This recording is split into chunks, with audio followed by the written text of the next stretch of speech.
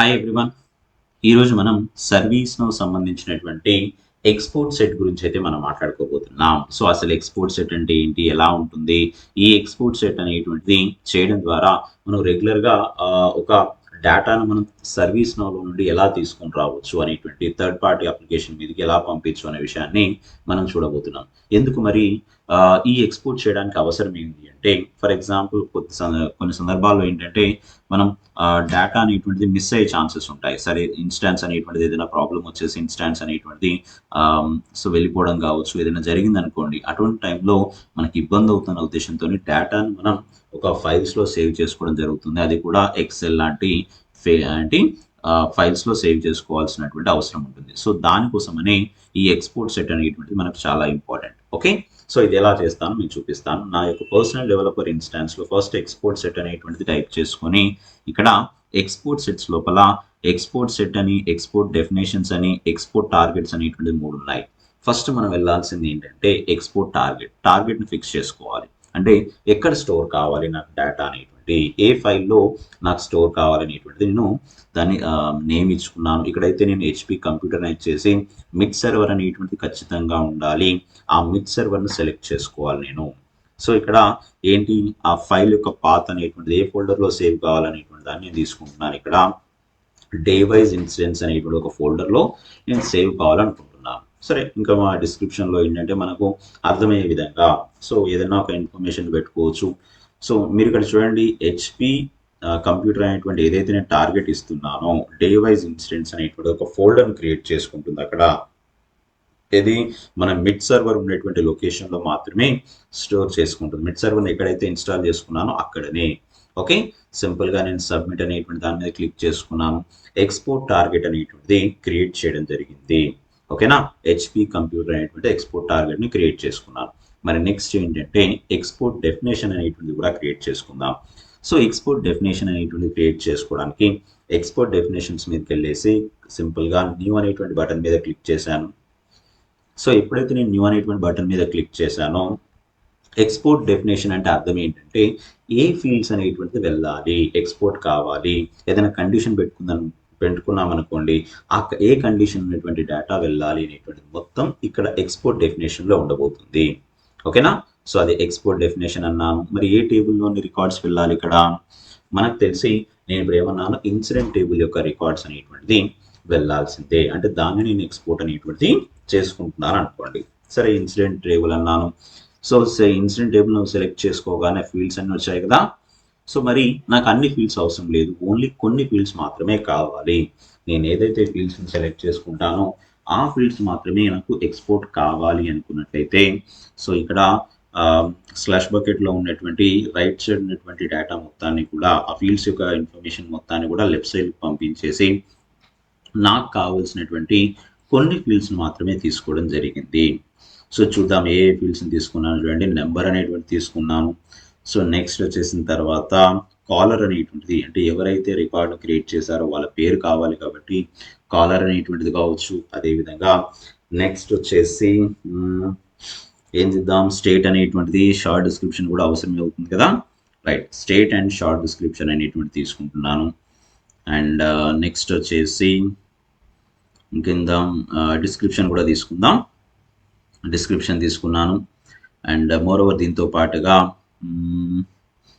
Next వచ్చేసి priority తీసుకున్నాను. మన ఇష్టం అండి, ఇక్కడ మీకు ఏది నచ్చినట్టుగా మీకు ఉంటే అది తీసేసుకోండి ఇక్కడ. సో జస్ట్ ఎగ్జాంపుల్ కోసం నేను కొన్ని ఫీల్డ్స్ అయితే తీసుకున్నాను ఇక్కడ. సో ఈ ఫీల్డ్స్లో ఉన్నటువంటి డేటా మాత్రమే నాకు రావాలి. అండ్ కండిషన్ కనుక పెట్టుకుంటే ఏంటంటే, ఇలా మీరు కండిషన్స్ పెట్టుకోవచ్చు. యాక్టివ్ అనేటువంటిది ట్రూ ఉన్నటువంటి రికార్డ్స్ మాత్రమే, అంటే ఏవైతే యాక్టివ్లో ఉన్నటువంటి రికార్డ్స్ మాత్రమే మనకు రావాలి, అదే డెఫినేషన్. ఓకే, సో నేను ఎక్స్పోర్ట్ డెఫినేషన్ అనేటువంటి ప్రాపర్గా రాసుకున్నాను. సో ఇప్పుడు నేను ఎక్స్పోర్ట్ చేయబోతున్నాను. ఓకేనా, so now you can click on create export set. So create export set అనేటువంటి దాని మీద ఎప్పుడైతే నేను క్లిక్ చేసుకుంటానో, క్లిక్ చేయగానే ఏంటంటే సో ఇన్ఫర్మేషన్ అడుగుతుంది ఇక్కడ. సో ఎక్స్పోర్ట్ సెట్ పేరు ఏం పేరు పెట్టమంటారు అని అవుతుంది. సో ఎక్స్పోర్ట్ సెట్ అనేటువంటిది ఒక సెట్ అనేటువంటి క్రియేట్ అవుతుంది కాబట్టి దీన్ని ఏమని పెడుతున్నాను ఇక్కడ, హెచ్పి ఇన్సిడెంట్స్ ఎక్స్పోర్ట్ అనేటువంటి పెట్టాను అనుకుందాం. మన ఇష్టం, మీరు ఏదైనా పెట్టుకోవచ్చు. ఇక్కడ ఏం అడిగింది, మీకు ఆల్రెడీ ఎక్స్పోర్ట్ డెఫినేషన్ ఉందా అని అడిగింది. ఎస్ ఉంది అనుకుంటే నేను సెలెక్ట్ చేస్తున్నాను. సో ఒకవేళ లేకపోతే ఇక్కడ కొత్తగా క్రియేట్ చేసుకోమని చెప్తుంది. హెచ్పి కంప్యూటర్ డెఫినేషన్ అనేటువంటిది ఉంది. అండ్ ఇంకొకటి ఏమన్నారు ఇక్కడ, వేర్ టు ఎక్స్పోర్ట్, అసలు మీరు ఎక్స్పోర్ట్ చేయాలంటే ఎక్స్పోర్ట్ టార్గెట్ ఉందా అని అడిగింది. Yes I have a target. So నేను ఇక్కడ ఆ టార్గెట్ను సెలెక్ట్ చేసుకుంటున్నాను. హెచ్పి కంప్యూటర్ అనేటువంటి టార్గెట్ని సెలెక్ట్ చేసుకుని ఎప్పుడైతే నేను సబ్మిట్ అని క్లిక్ చేస్తానో, సో సబ్మిట్ అని క్లిక్ చేయగానే నాకంటూ ఒక ఎక్స్పోర్ట్ సెట్ అనేటువంటి క్రియేట్ అవుతుంది. ఓకేనా, రైట్. సో ఎక్స్పోర్ట్ సెట్ అనేటువంటి క్రియేట్ అయింది కదా, రైట్. సో క్రియేట్ అయిపోయిన తర్వాత ఇది సిఎస్వి ఫైల్లో ఉండాలా, ఎక్సెల్ ఫైల్లో ఉండాలా, ఎక్స్ఎంఎల్, జేసాన్ అనేటువంటిది మనం డిసైడ్ చేసుకోవాలి. అంటే మనకి ఎక్స్పోర్ట్ చేసేటువంటి ఫైల్ అనేటువంటి దేనిలో వెళ్ళాలి. నేను ఎక్స్ఎంఎల్ ఫైల్లో వెళ్ళాలనుకుంటున్నాను. కాలమ్ హెడర్స్ అనేటువంటిది ఏంటంటే మనం తీసుకునేటువంటి రికార్డ్స్ యొక్క ఫీల్డ్ యొక్క కాలమ్స్ అనేటువంటిది లేబుల్ తీసుకోవాలా, లేదంటే ఆ హెడర్ యొక్క ఫీల్డ్స్ లేబుల్ తీసుకోవాలా, లేకుంటే వాల్యూ తీసుకోవాలంటే లేబుల్ తీసుకోవాలన్నాను. వాల్యూస్ వచ్చేసి ఏంటంటే సిస్ఐడిస్ తీసుకోవాలా, లేదంటే అక్కడ డిస్ప్లే అయ్యే వాల్యూస్ కావాలంటే సో నాకు డిస్ప్లే అయ్యే వాల్యూస్ అన్నాను. Where to export and what to export అనేటువంటిది ఆల్రెడీ డిఫైన్ చేసుకున్నాను కదా. సింపుల్గా ఎక్స్పోర్ట్ డేటా అనే దాని మీద నేను క్లిక్ చేశాను అనుకోండి. సో ఇప్పుడు ఎక్స్పోర్ట్ చేయబోతుంది చూడండి. ఇక్కడ ఎక్స్పోర్ట్ సెట్ అనేటువంటిది ఈ వర్కర్ అనేటువంటి స్టార్ట్ అయింది. 66% కంప్లీట్ అయిపోయింది. ఓకేనా, విత్ ఇన్ ఫ్రాక్షన్ ఆఫ్ సెకండ్స్లో మనకి ఏంటంటే ఎక్స్పోర్ట్ అనేటువంటిది కంప్లీట్ అయిపోయింది. అంటే సక్సెస్ఫుల్గా ఎక్స్పోర్ట్ చేయబడింది. ఓకేనా, సో సక్సెస్ఫుల్గా ఎక్స్పోర్ట్ అనేటువంటిది అయ్యింది. రైట్.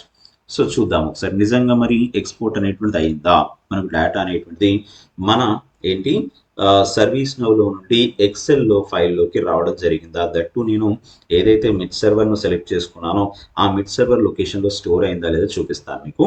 సో నేను సి డ్రైవ్లోకి వెళ్తున్నాను. సి డ్రైవ్లోకి వెళ్ళేసి మిడ్ సర్వర్ లొకేషన్లోకి వెళ్తున్నాను. మిడ్ సర్వర్ అన్నాను, ITOM 9 అనేటువంటి మిడ్ సర్వర్లోకి వెళ్ళేసి ఏజెంట్ అన్నాను. ఎక్స్పోర్ట్ అనేటువంటి దగ్గరికి వెళ్ళేసి ఓపెన్ చేసిన తర్వాత చూడండి డే వైజ్ ఇన్స్టెన్స్ అనేటువంటి ఒక ఫోల్డర్ క్రియేట్ అయింది. హెచ్పి ఇన్సిడెంట్స్ ఎక్స్పోర్ట్ అనేటువంటిది కొత్తగా ఒక ఎక్స్పోర్ట్ అనేటువంటిది క్రియేట్ అయిపోయింది. ఇక్కడ దానిలో డేటా వచ్చేసింది ఇక్కడ.